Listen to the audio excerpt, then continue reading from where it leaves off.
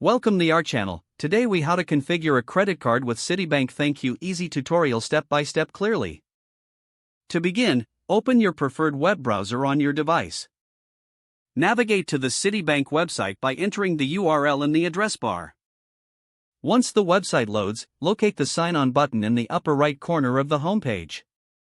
Click the Sign On button to access the login page. Enter your user ID and password in the provided fields. Click the Sign On button to log into your account. Hover over or click the Account Services tab to reveal a drop-down menu. Select Manage Credit Card from the drop-down options. You will be directed to a new page displaying your credit card details. Look for the Configure ThankYou Points option on this page. Click on Configure ThankYou Points to proceed. You may need to agree to the terms and conditions to access this feature. Read through the terms and conditions carefully, then check the acknowledgement box. Click the Continue button to proceed with the configuration. Next, follow the prompts to link your credit card to your ThankYou account. You may be required to enter additional verification information for security purposes. Complete the verification process as instructed. Once verification is complete, you will reach the configuration settings.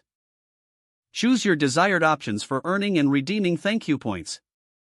Review all selections to ensure they meet your preferences. After confirming your choices, click the Save button to finalize the configuration.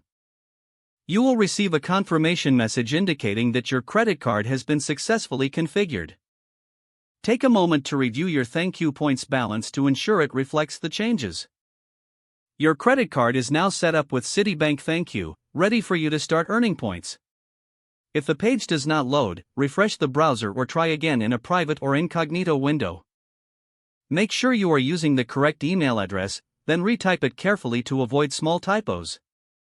If your password is not accepted, use the reset option and create a new strong password you can remember. Don't forget to like this video and subscribe to our channel for more step-by-step tech guides.